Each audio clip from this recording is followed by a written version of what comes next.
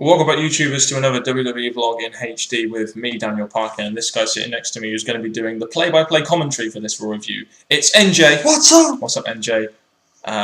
What's up, you guys out there, of course. Coming at you today with the Raw review on The Rock's birthday, of course. Sorry, NJ. Subscribe from above, of course, if you want to see more of our videos. Like the video and comment on your thoughts on Raw and Rock's birthday celebration down below. And you can also contact us in the link in the description box below. You said exactly what I was going to say. That's all a bit. Okay. But anyway, I'm going to hand you over to NJ, mainly because I didn't like Raw today, and I can't be bothered. Well, the reason I'm sounding more positive than Dan is basically because it started off entertaining, but it's quickly, I'm going to say this in bold, emphasise it, quickly went. Okay, the show starts with The Rock.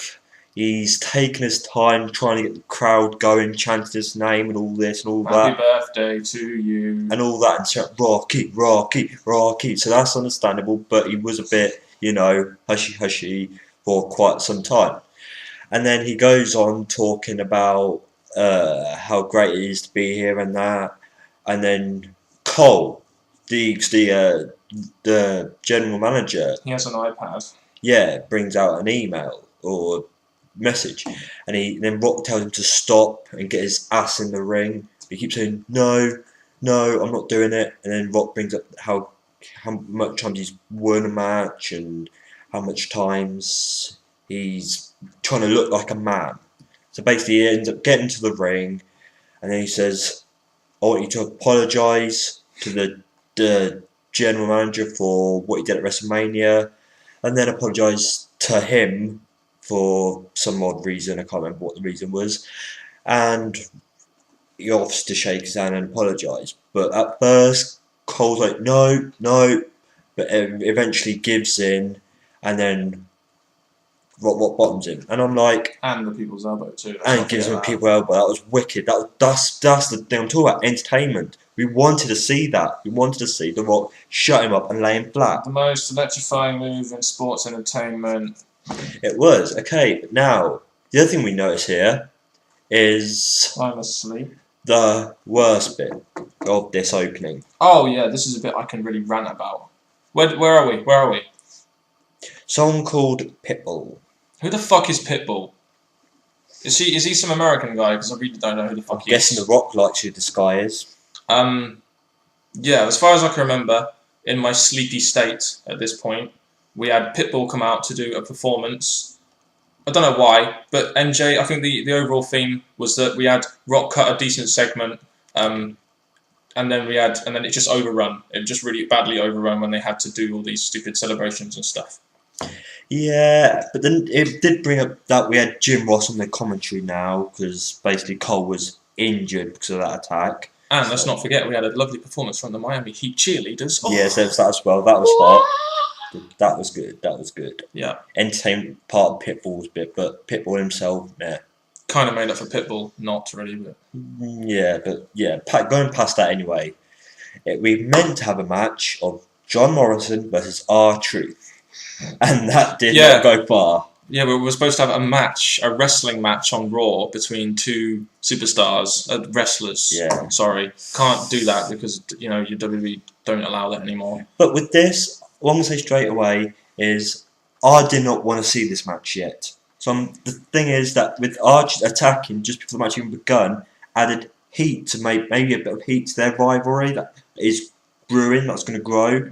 If they had a match, they could have said, well, that's it, finished. They've had a match, they've won, or whatever. It could have been a good start to the rivalry, but the problem was, to me, was that The Rock's promo went on too long and WWE had to cut time, which is the reason why they made R-Truth attack John Morrison. That could have been the case, but maybe what if they had it planned, that they were going to have R-Truth attack? It might have been planned all along. I don't feel that way about that, but it's a good way to spark the rivalry, of course. You have the heel come out and attack the face. I didn't mind it, I just think it was cut short, mainly because of the first promo, which went on way too long.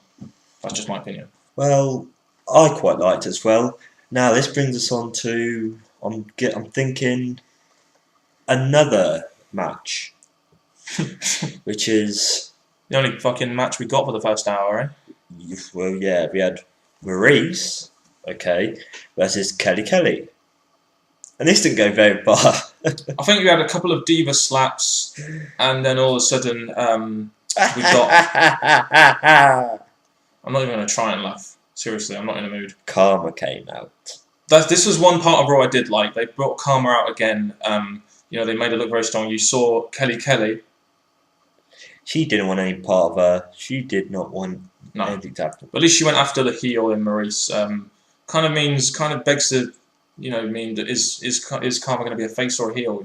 Not really sure yet, are we? No, but I think she made herself look like a heel. But if she does go down the face route, then well, she left Kelly alone, so it kind of would indicate she's being a face. But yeah, it would have been good to go after the well-known. Well, I'm not saying Maurice is not well-known, but Kelly's the one that I think is more involved in wrestling than Maurice at the minute. But we've just been drafted to Raw. You don't really want to bury her yet, despite the fact that she is not a big diva in the Divas division. No, that's true. But I didn't mind the Karma attack. That was pretty good. I didn't mind that at all. Just like at Extreme Rules, it kind of lifted my mood a little bit. And at this point, my mood was very low, so I needed something to lift it.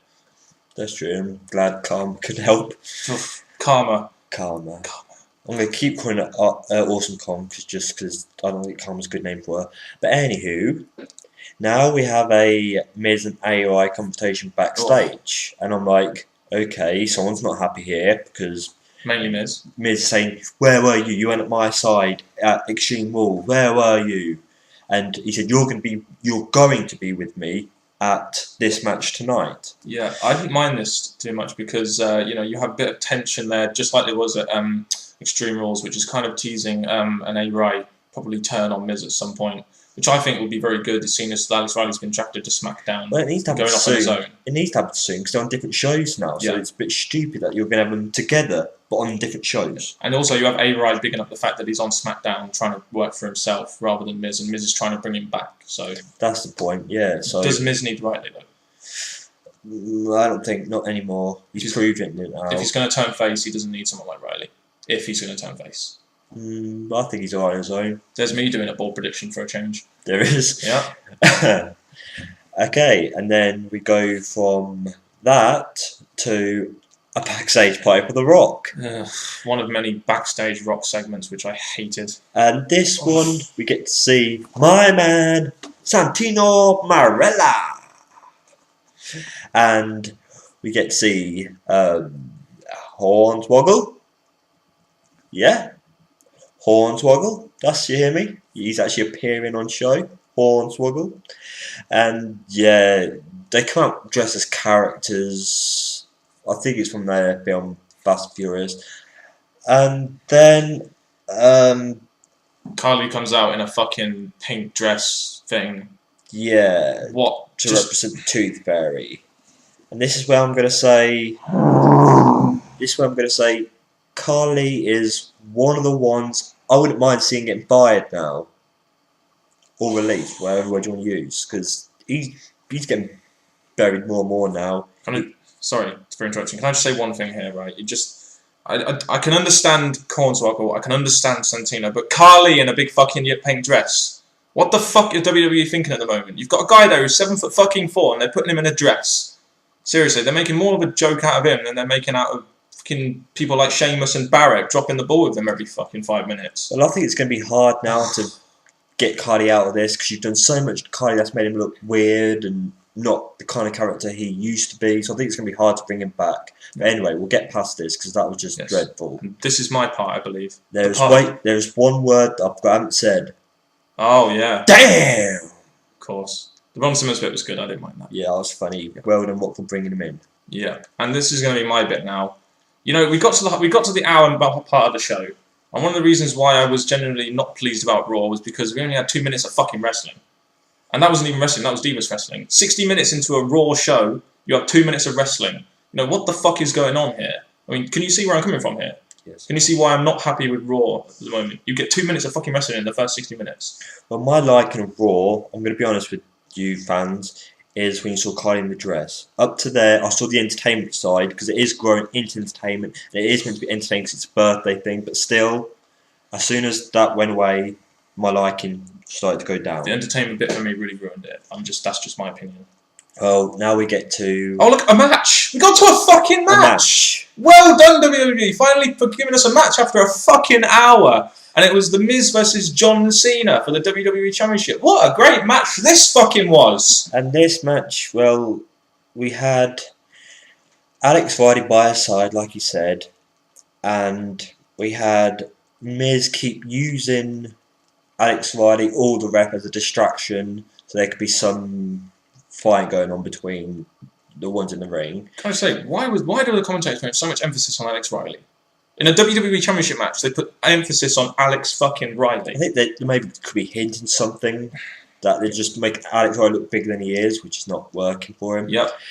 And basically, I'm just going to get past this match because the result is the main thing. We see So the Miz, ref get knocked out. first Miz used his belt, no, suitcase first. He used a briefcase to knock out Cena. That didn't work. He used the belt, and that worked. He got the win from it. But the referee saw Miz drop the belt and think, that shouldn't be there. That should be over there where I just looked.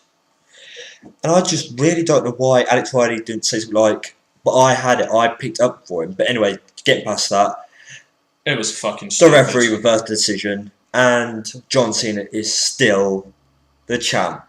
I was happy that when Miz won that, and as soon as the decision was reversed, I was just like, fucking hell. As the Raw secret general manager with my leather jacket, you were responsible for this, were you? I know. What I'm about to say is that someone's taking my power. This is a disgrace. Cena should not be the champ right now. Right, moving on. Disgrace. If you were the general manager, Cena wouldn't even be in the fucking WWE. No. And He'll probably be a cleaner. Yes. And to be honest, can I just say right here now, this is the part of the show where I was so fucking bored of Raw, I fell asleep. So I'm going to have to hand you over to NJ because I have no idea what the fuck happened for the next half an hour. And then we'll bring him back in when the point comes up. Yay! Okay, this match is a tag match, which I'm guessing is not between 4 wrestlers that are normally paired together. Jack Swagger and Drew McIntyre versus Ray and Kofi Kingston. Okay, who do you think won? Rey Mysterio, of course, because you can't put anyone over. Yeah, of course, Rey Mysterio won. So I'm like, okay, but at the end of the match, you see Alberto Del Rio trying to get involved and Ray knocking him off the apron. And that is hopefully, please, don't be hinting a rivalry between those two because they're on the same show again. Just don't go back to fucking what they had 3 months ago and have Alberto Del Rio face Rey Mysterio again. That'd be ridiculous. Seriously. I see that from the way they were looking at each other. I'm thinking, but I didn't even fucking see it. Well, we saw Alberto throughout the whole match. He was eyeing up Ray the whole match. And I'm like, Alberto, look away, please. I don't want to have this again. Yes, it was your biggest opening rivalry to your career, but no, don't bring this back. I don't want to see that again. No. You know, Drew and Swagger, when we were talking about this earlier, you said they look like a good team. Quite a lot of people are liking them. People are saying, yes, I'm so happy to see them. But why those two, though? That's what I want to know. I know they're both heels, but why those two? It just seemed a bit random. Really did. Yeah, but then you could say the same about Ray and Kofi. Oh, yeah, well... Yeah. I don't know. So it's a bit of a weird tag, that's all I'm going to say. WWE are good at this, making weird tag teams out of the blue. Well, yeah. They made a great show tonight. Okay, but we'll move on from that match, because, again, not much to say about that. We had... Backstage segment, again, for The Rock. With Christian, which I'm thinking, okay, yeah, it's good you show Christian on camera. Talk about people on camera. You mentioned you saw... Daniel Bryan. Oh yeah, we saw a bunch of guys that were just sitting there thinking, "Oh, thank God I'm on TV for fucking once." Yeah, we had Zack Ryder, Daniel Bryan, Evan Bourne, some guys that need to be showcased on Raw, and SmackDown half the fucking time, and never do. They're fucking, they're grateful just for a bit of fucking TV time. And the thing is, they're in the background to a segment. What? Come on! But Jeez. Now we've gone to another match, which we both can say good stuff about. We had Mason Ryan versus... From Wheels. My man, Kane. Now, would it be alright if I took over here, NJ? And then I'll say my bit. Yes. Okay. Right. So we had Mason Ryan come out with CM Punk. CM Punk being a manager type of character, which I kind of liked here because you have the stronger heel with CM Punk as the manager type, which is good. You had Mason. They made Mason Ryan look very strong against Kane. I know you're a big fan of Kane, but I kind of like this because again, you're building someone up who you should probably have built ages ago, and a guy who has a look that can become a very good wrestler in the future. Right? Would you say? You have Kane win. You have Kane win by disqualification, and then you have the typical Nexus attack. But then you have distance between Mason Ryan and Nexus when Mason Ryan takes out Kane. And Big Show too. When he came down, yeah. Which I liked. And at the end you saw Nexus at the ring, Mason Ryan on the ramp. And you kind of see a beginning of Mason Ryan becoming a singles wrestler, if you know what I mean, which I really like because I think that'll build him up a lot better than what they're doing at the moment. The thing I want to say about Big Show, going back to that, is it looked like Kane needed Big Show, which I don't think he actually should need Big Show because in the past he used to be a dominant wrestler on his own. But okay, Big Show comes out and takes up I'm going to say this word, I don't care, weaker members of Nexus, throws them out the ring, FCW members of Nexus, headbutts Punk, gets him out the way, and looks directly at Mason Ryan who gets the spear, which the spear was actually pretty good. We give him that. So this whole thing put Mason Ryan over, which is why I'm happy. And then Mason Ryan walked out on his own and left the three just going, what are you doing? Exactly. Which was a very, very good piece of booking by WWE. Did very good. Let's just hope they continue this push. Yes? Yes. Right. So, after that, we got onto the main event. NJ, again, I walked out the room at this point, so you're going to have to do this because I could not stand this Raw apart from that bit. All I'll say is that no chance, so that's what you got. Yeah, because Vince was there. I was trying to sing his tune, but I'm not going to try singing it. Vince came out and said, "Thank you, Rock." Rock was in the ring first, wasn't he? Yeah, Rock was in the ring. I'll just get to the point of this. You forgot about that one, didn't you? I just thought I'd get to the point, because this part, again, it was not the best finish for Raw. And he basically just says, "Thank you, Rock, for all you've done, for coming back, doing all this." And then there's this nicely put package of The Rock and his career with his family and all that. I give it. It's a good video. I give it that. It had a lot of footages. I found it boring. Yeah, I think it was nicely put together, but again, it weren't actually really needed. No, well, I mean, this segment again, this is the problem with this show, right? In my opinion. This might not be NJ's opinion, but in my opinion, to have the whole show based around a guy who's not even wrestling in your company anymore really did kind of piss me off a little bit. It took the emphasis away from the current superstars, from the actual wrestling. There was a lot of entertainment in there, but it just, this main event really kind of summed up the night for me, and I just walked out because I just couldn't stand this segment. It's not that I don't like The Rock. It's just that the way WWE booked this whole birthday thing just after a half decent pay-per-view event. Which is what really pissed me off. I have no disrespect for The Rock at all. Happy birthday, Rock, and I mean that sincerely. But seriously, Vince and WWE. Well, what I'm going to say is that I was struggling to rate Raw. I'm going to say that I was struggling to rate it because obviously it did great for The Rock. It did great for the entertainment side. Yes. But to be honest, it took a lot away from the actual show, Raw. It actually took a lot away from it. Which is what's pissing me off, as you can tell, probably, by my tone of voice. Yeah, which is... The thing is, again, what I'm going to say this just to finish on an okay note. That's week 1 of this month leading up to... 3 weeks to go until Over the Limit. Yeah, so that's 1 week. Well, let's just say that's 1 week gone. Oh. You've got 3 weeks left. Oh, let's see if you... Well, 2 weeks, whatever it is. You've got time, if you actually do use the event as wrestling to make up for this. And what makes you think WWE can book I'm not saying they can. I'm not saying they can, but they've got 2 weeks to actually make those shows actually about wrestling and about... Well, let's hope they do, because this show was very disappointing. If they carry on like this, I will not be watching Raw next week. Well, let's just wrap it up here. Yep. We've said about this for... Very poor Raw. I don't even want to rate it, if I'm honest. No, so we'll just finish there. Yep.